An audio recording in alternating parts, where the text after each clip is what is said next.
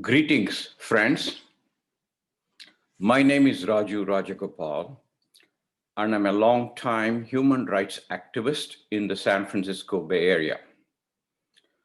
I have spent considerable time in India over the last 3 decades working on poverty alleviation projects, disaster relief efforts, and communal harmony initiatives. I'm currently working with Hindus for Human Rights, an advocacy organization standing up for religious and human rights of all communities in India, the US, and elsewhere. In this video workshop, I present my analysis of where India seems to be heading under the Prime Minister Modi regime. Thanks for watching, and please send your comments to Raju at hindusforhumanrights.org.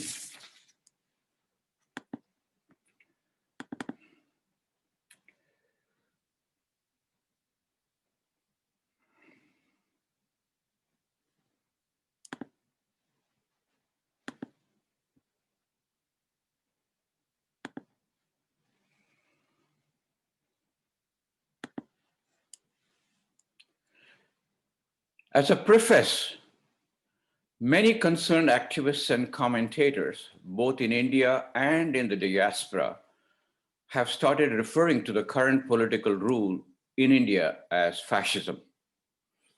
Are you uncomfortable or even offended by associating India with the dreaded F word?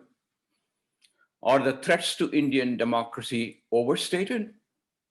One way to answer that question is to critically examine the Modi regime through the prism of European fascism. So I call this presentation India and the dreaded F word. We must learn to recognize and acknowledge signs of fascism before it's too late. So let's begin with a long list of troubling developments under the current government. Unconstitutional citizenship laws, lockdown of Kashmir, mob lynchings and mounting violence against minorities, anti-conversion laws, curbing Adivasi rights, attacks on those celebrating diversity, targeting artists, activists, journalists, and academics, bringing the media to its knees through intimidation and blackmail, misusing the parliament to ram through anti-people legislations, co-opting the judiciary and other statutory bodies, use of sedition and anti-terror laws to stifle dissent, unleashing the BJP IT cell to attack opponents, and the worsening attack on Dalit communities all over India. Are these merely a series of unconnected events, or the inevitable outcomes of a certain ideology? To answer that question, we must go back nearly a century to the founding of the Hindu Mahasabha and the Rashtriya Swayamsevak Sangh, the RSS. As this 2018 article reminds us, far from being indigenous to India, RSS adopted its chauvinistic ideas and its methods from fascist Europe. B.S. Munjay of the Hindu Mahasabha was a mentor and hero of Dr. Hedgewar, the founder of the RSS. He visited fascist military academies in 1931 and met with Mussolini. Here's what he had to say. He congratulated Mussolini on the fascist youth and military organizations that he had constituted, adding that India needed similar organizations. He proceeded to note that the RSS is one such organization.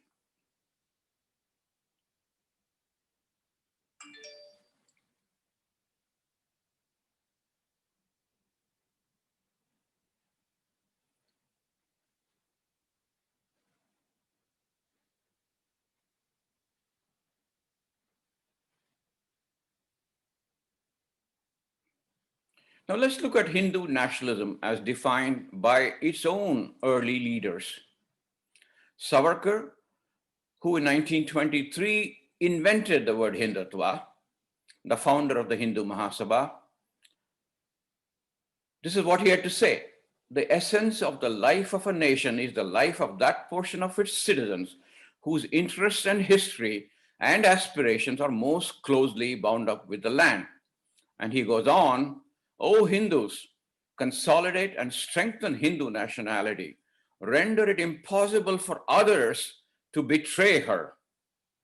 So here is Savarkar sowing the seed of an exclusive Hindu Rashtra, and he defines the undesirable other by associating them with a sense of betrayal. He goes on, take the case of America. Negro citizens there sympathize more with their brethren in Africa than with their white countrymen. American state in the last resort must stand or fall with the fortunes of its Anglo-Saxon constituents, so with the Hindus. So he not only shows his ignorance of Black history, but he also draws an unmistakable parallel between Hindu nationalism and white nationalism, an idea that today's Hindu nationalists, especially in the US, are trying to run away from. He goes on in 1944, shortly before independence, in an interview with an American journalist who asks him, how do you plan to treat the Mohammedans as a minority in the position of your Negroes? And if the Mohammedans succeed in seceding and set up their own country, oh, as in your country, there will be civil war. So here he is defining a majority Hindu state as one that would treat Muslims as second-class citizens. Hedgewar was the founder of the RSS. Here's what he said. One may outwardly carry out certain acts which appear to involve physical violence, but if it's done in a spirit of detachment and without any selfish motive or hatred, then the act can no longer be termed violent. An astounding statement from the founder of the RSS justifying violence.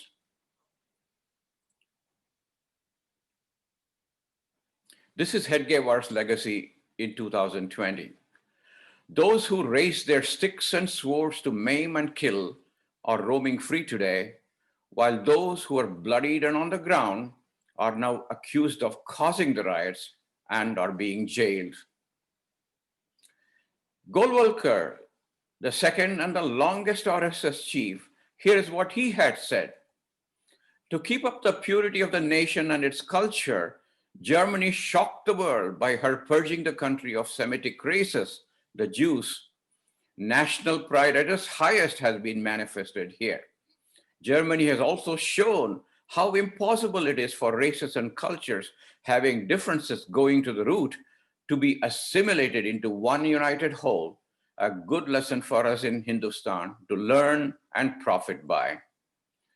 So Golwalkar openly admires Hitler and sees the Nazis as a role model for India. So when Hindu nationalists today speak of Hindu pride, watch out. We must understand that it comes pre-packaged with hatred for the other.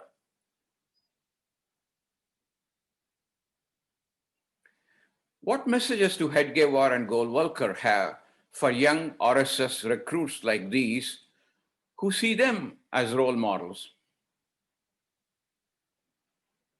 You'll find them in the children's book series sold at RSS bookstores, for example. Here's one, Hedgewar saying, somebody threw stones at us and we in turn beat somebody. One of the speakers spoke slightingly of Lokmanya Tilak. He went straight to the stage and slapped the speaker on the cheek. Band troops sometimes shirk to play before the Masjid. Dr. G himself would take over the drums and rouse the dormant manliness of the Hindus. So the messages to the youngsters, Hindus have lacked manliness. Incitement and violence are okay in pursuit of a larger goal. Golwalkar. Madhavrao raised his hand, clenched his fist, and brought down a hammer-like blow. The glass pane was reduced to splinters. Those cherishing extra-national loyalties can only be called traitors. Will it not be treacherous if an individual is drawing inspiration from elements beyond the boundaries of his country? So the messages to the youngsters: never mind the destruction of property. It is par for the course. Muslims and Christians are traitors, always. By his definition, most Indians in the diaspora today would also be traitors because of their dual loyalties. So that's the legacy of the RSS going back several decades. Hedgewar and Golwalkar shaped the ideology of the RSS BJP that we see in action today. So let's now take a look at the BJP RSS rule through the prism of European fascism. My colleague Sunita has a brilliant personal perspective on this, which you can see on YouTube. But here I am adding to her thoughts. Early warning signs of fascism, attributed to Lawrence Britt, as seen at the Holocaust Museum in Washington, D.C. He starts out with number one, powerful and continuing nationalism. India is a Hindu Rashtra. It is non-negotiable, says RSS Chief Mohan Bhagwat, picking up Golwalkar's dream. The man stoking nationalism in India could succeed Modi one day. Amit Shah talks about Amit Shah's pro-Hindu agenda, threatening India's secular roots. Pro-Hindu? I take objection to that. I think what he is doing is more appropriately stated as anti-minority agenda and a pro-Hindutva agenda and a pro-fascist agenda. A more recent RSS march in India celebrating Hedgewar and Golwalkar, and a parallel march in Houston celebrating Hedgewar and Golwalkar. A congressman's thumbs up to Hindu Swayamsevak Sangh in Chicago. Here is part of that march in Houston, younger people marching, which raises two questions in my mind. What motivates them to embrace fascist RSS leaders like Hedgewar, Golwalkar, and Mohan Bhagwat after having learned about European fascism and the Holocaust in their schools? Are they not aware that they're here only because of the civil rights struggle and America's welcome to immigrants and multiculturalism, the same rights that the RSS HSS leaders would deny the minorities in India?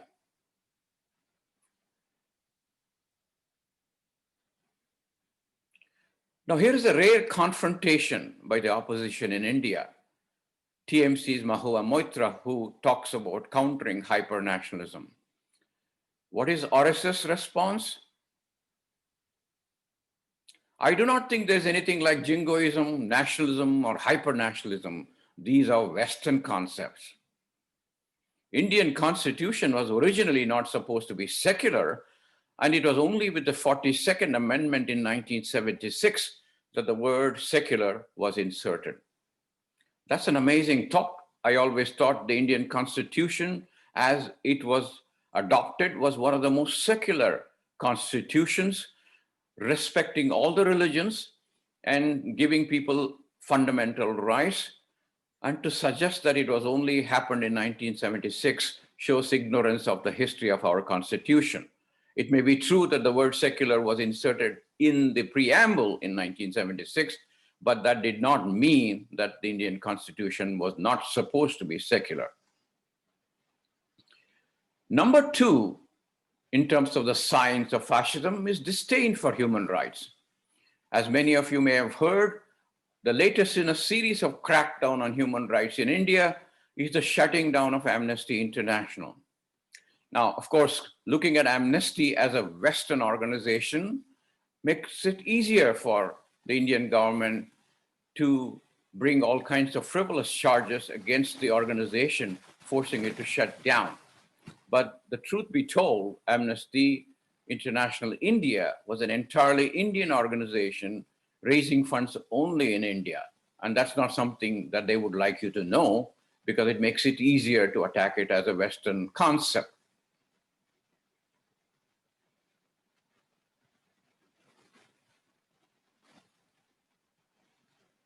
Number three, identification of enemies as a unifying cause.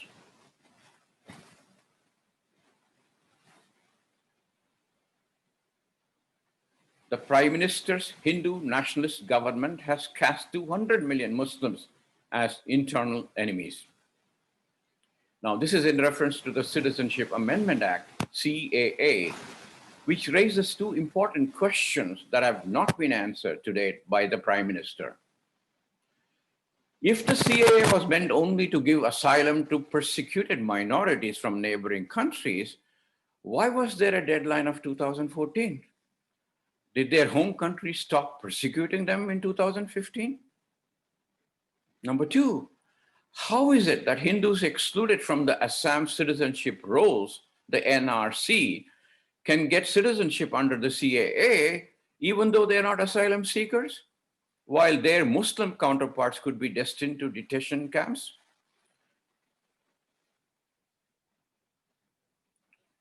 Defining the enemy through caricatures and cartoons have been the favorite of authoritarian regimes. Anti-Semitic caricatures were popular in the Nazi era. In India, Islamophobic and xenophobic cartoons abound on WhatsApp. But today, even the liberal print media is implicated. The next slide on the left is an anti-Semitic cartoon, and on the right is a cartoon from The Hindu depicting COVID-19 as a Muslim. The paper later apologized and modified the cartoon, but here they are. On the left, Germany's Jews showing as stabbing the back of the German soldier. And on the right, COVID dressed up as a Muslim, holding the world to hostage. A method to the madness. The BJP orchestrates and controls the daily attacks on its perceived enemies through its IT cell, which then are spread worldwide by an army of Hindu nationalists.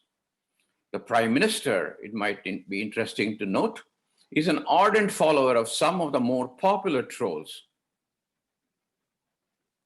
Here's an article. BJP's IT cell finds enemies, attacks and targets them every day, says a book, I Am a Troll, which is somewhat dated, but you can rest assured that the amount of trolling and attacks have multiplied manyfold since the COVID lockdown. Number four, supremacy of the military. This is not new to India, of course, but given that it is happening amidst all the other things that we have talked about, this should be a cause for concern. Modi reimagines the Indian military. India was the second largest arms importer in 2015-19, edging out Russia and replacing it with arms from Israel and the United States. India signs $2 billion weapons deal with Israel, which was called the largest defense contract in Israel's defense industry's history. So what is significant about Modi is a complete realignment of the army and the arms imports. Number five, rampant sexism. Again, it is not confined only to the BJP and the RSS, but given that they are in power today, it is significant to note what they're saying. Stop wearing jeans and skirts. Don't get out at night. If you're late, you ask for it. It's all your fault, woman. The wave of sexist outbursts from political leaders reflects the country's deeply entrenched bias against women.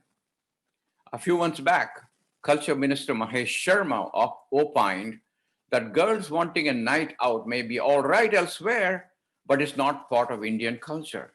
So here it goes again, Western culture to be blamed. RSS mindset of women exclusion is not Indian culture, responds this article. Here's what RSS and BJP have said. You, woman, look after household chores and satisfy me. I, the man, will take care of you, says the current chief of the Rashtriya Swayamsevak Sangh, Mohan Bhagavat. Women should never overstep the Lakshman Rekha, that invisible boundary of decencies, averts a BJP politician. More recently, disturbingly, while there is a huge outrage across the country over the Hathras gang rape case, this is what a BJP leader from Uttar Pradesh says. The 4 men accused of the gang rape are innocent, and it's the victim who was avara. Shocking. Number 6, control over the mass media. Here's an article some time back talking about under Modi, India's press is not so free anymore. I think it's somewhat of an understatement given what is happening today.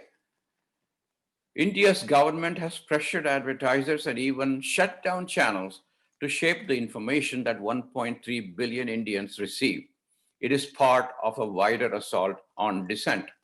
Today, the digital media, the fifth estate, which has been doing a heroic job of covering real news, is being squeezed from all sides, and their donors are being pressured to stop funding them. For those who may be interested, India ranks 142nd on the Global Press Freedom Index. Of course, some of the Hindu nationalists may be happy to note that we are better than Pakistan and we are better than Bangladesh, which happen to be always the benchmark that the Hindu right compares itself to.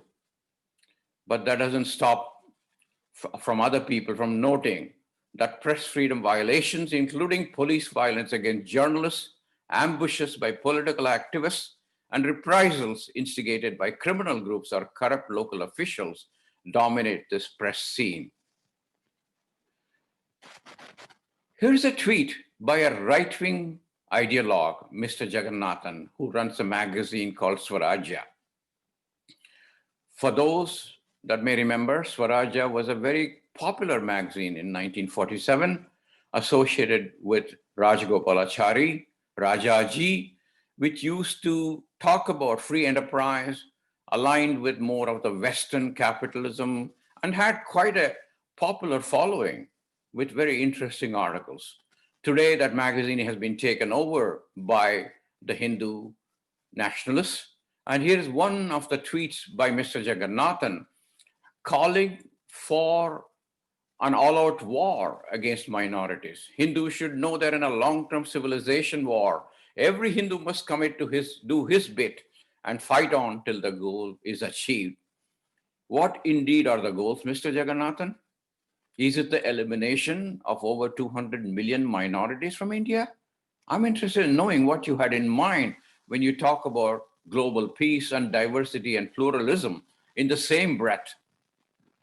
Unlike others, pro-BJP journalists like him, like you, Mr. Jagannathan, are getting away with incendiary posts like this one, while other journalists are being put away with all kinds of frivolous charges based on sedition laws.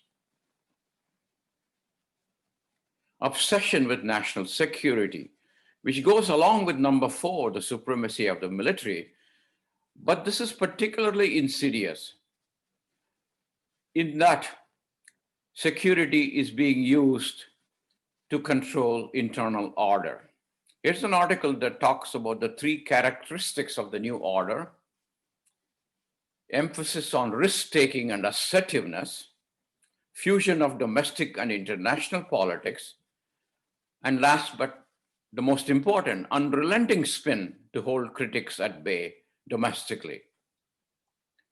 Now, here is something that the External Affairs Minister Jaishankar arguing that India is pursuing a new phase of its foreign policy under Modi. India needs to settle its borders by creating a new status quo in Jammu and Kashmir.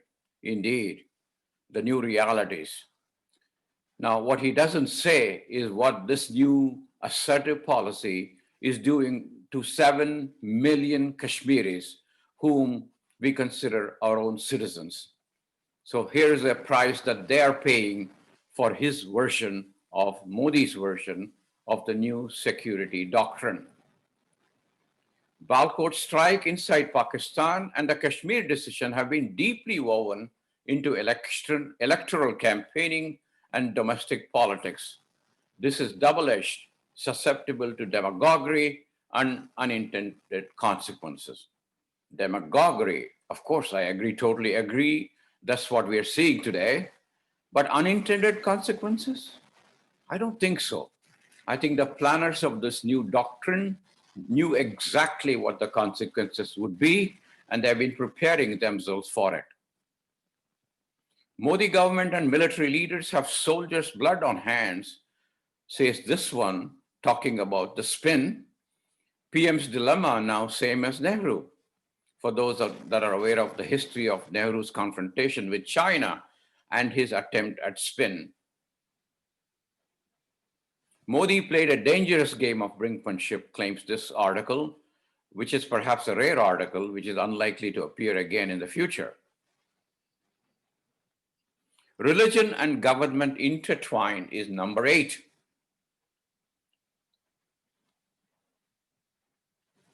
A picture is worth 1,000 words. Modi at the inauguration of the Ram temple at the site of the Babri Masjid. The Prime Minister, supposedly of all the people of India, celebrates his triumph over Muslims at a site where his peers destroyed an ancient mosque in 1992. The swastika in front of him surely stirs old memories. How the symbolism of the swastika was ruined by the Nazis during Second World War. It's become stigmatized as a symbol of hatred and racial bias, used frequently by white supremacy groups and modern iterations of the Nazi Party. It is ironic that BJP and RSS and VHP, which are tending towards fascism, are also giving primacy to the swastika. The use of the symbol of well-being at a site celebrating the RSS BJP's violent and Pyrrhic victory over India's Muslims, in my view, is very unfortunate. Hindus have been trying since World War II to reclaim the swastika. Do we now have to rescue it from yet another authoritarian regime? Food for thought. Number 9, corporate power protected. Here's an article about billionaire beneficiaries of BJP schemes. The only scheme of the BJP government that has not received media attention is the so-called Pradhan Mantri Billionaire Badao, Billionaire Bachao, and Billionaire Banao. In other words, advance billionaires, save the billionaires, and make more billionaires.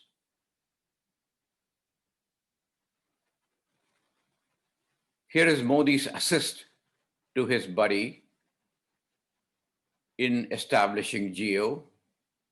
Thanks to the proximity of the Modi government, Reliance Jio came from being far behind other mobile providers a few years ago to virtually rule the market today.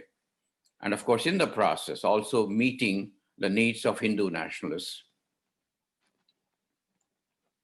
Number 10, labor laws suppressed. For those that remember distinctly, one of the largest marches ever of Indian migrant labor from their place of work to their homes, hundreds and hundreds of kilometers away. You might also remember that some of us were hoping that those images would stir India to strengthen the support for migrant labor and other workers, improve their workplace safety, improve their health status, and so forth. Our thoughts were probably, sadly, mistaken.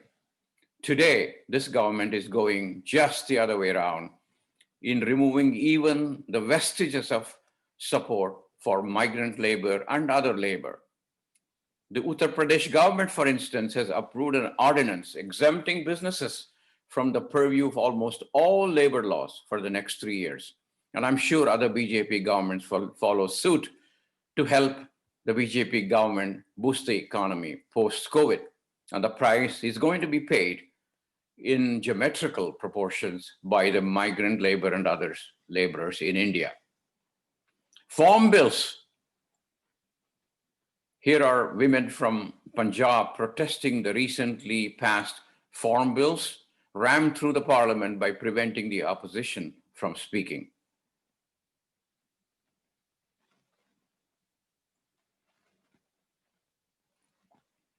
Number 11, disdain for intellectuals and the arts, which every authoritarian regime seems to indulge in, because these are the people that are at the front line of dissent. Here's an article about how Nana Palekar, a famous playwright and author, was actually prevented from speaking at the National Gallery of Modern Art some time back. Gautam Benegal, this is supposed to be a democratic country, but under this present government, artists are stopped from speaking out, says Lalita Lajmi. T.M. Krishna, trolls cannot silence me or my music, but for how long can he hold out? He's been pushing the envelope to make his art and those of marginalized and minority communities accessible to one another. For that, he's been trolled as anti-Hindu and forwards.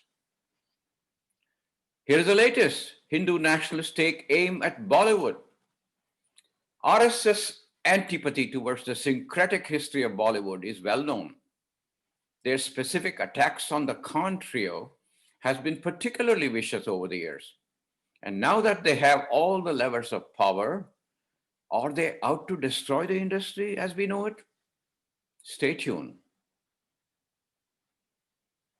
Obsession with selective crimes and punishment.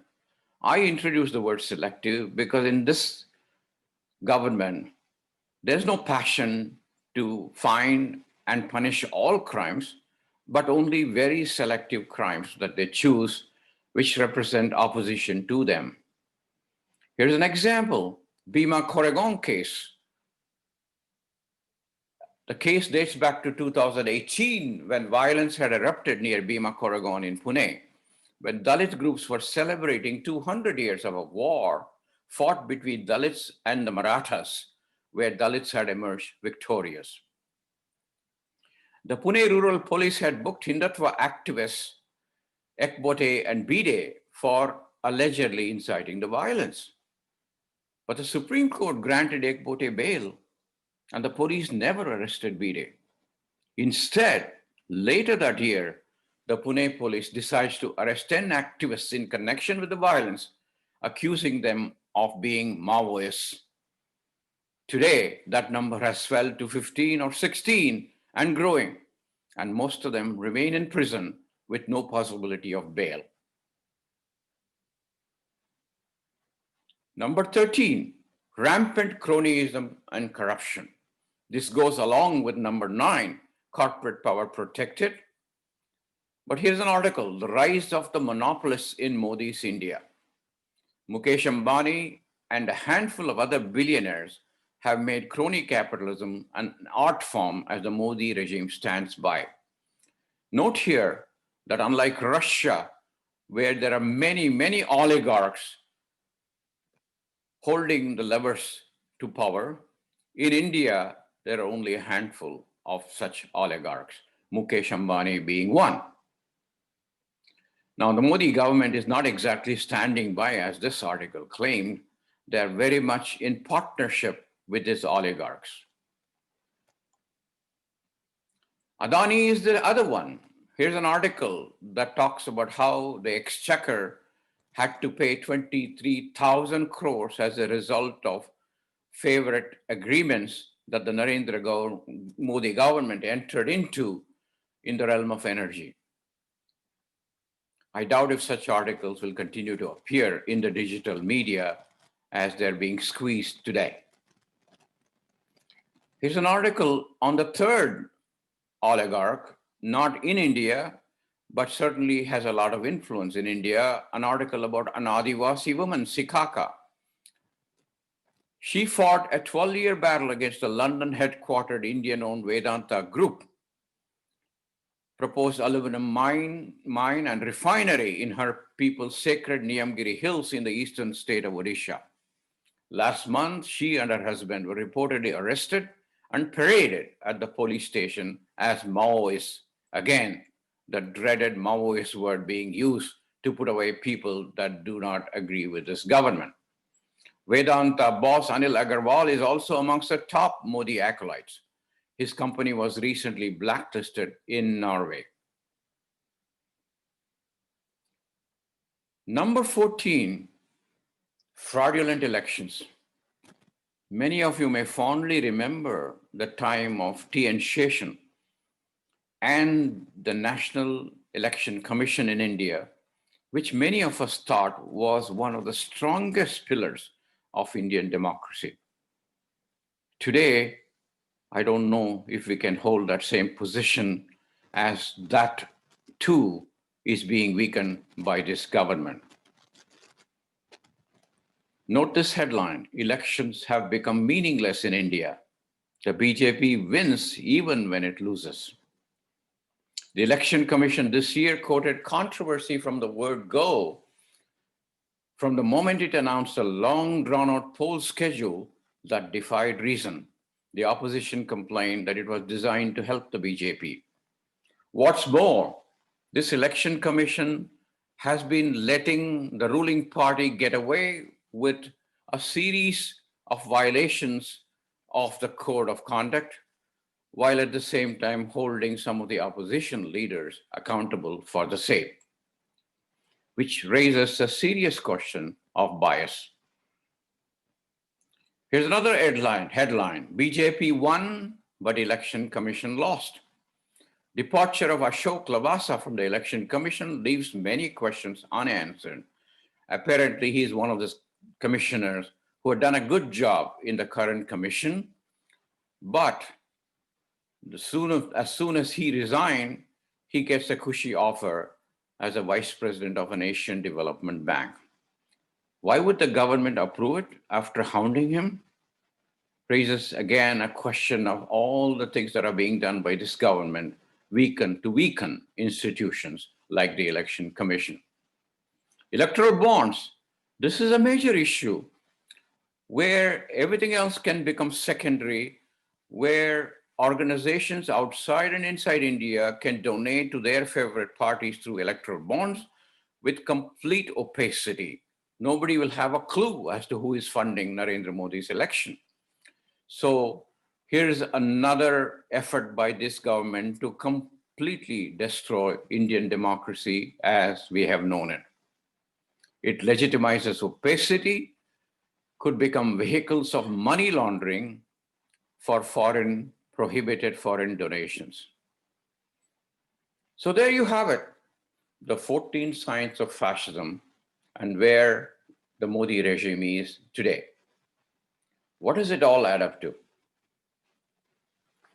Powerful and continuing nationalism, disdain for human rights, identifying enemies, supremacy of the military, rampant sexism, control over the media, obsession with national security, religion and government intertwined, corporate power protected, labor laws suppressed, disdain for intellectuals, obsession with selective crimes, rampant cronyism and corruption, fraudulent elections. The Modi rule scores 14 out of 40 on signs of fascism. I only brought in a few examples, but I'm sure people can bring in many, many more examples under each of these categories. So, are these early warning signs of fascism? No. From what I see, these are imminent warning signs of fascism. But there are two other signs that Lawrence Britt did not touch upon that are particular to India: the cult of the Modi personality and the majority Hindu community continuing to be in denial. So in my view, when and if majority Hindus wake up and finally see through the Modi cult and acknowledge the F word, it may be too late to save Indian democracy as we have known it. The RSS, the BJP, VHP have been described variously in the past as Hindutwadis, Hindu fundamentalists, Hindu nationalists, or Hindu supremacists. But in my view, after examining their rule in Delhi through the prism of European fascism, I feel that the only apt word to describe what is going on today is fascism. Fascism, by any other name, is still fascism. Fascism left unopposed and allowed to fester and pogroms ignored paved the way for a genocide sooner or later. Thank you. And please let me know if you have any questions or objections or comments about what I have said, but it's ultimately for you, especially Hindus, both in India and the United States and elsewhere, to make up your own mind as to what I have presented all add up to. Thank you and have a good day.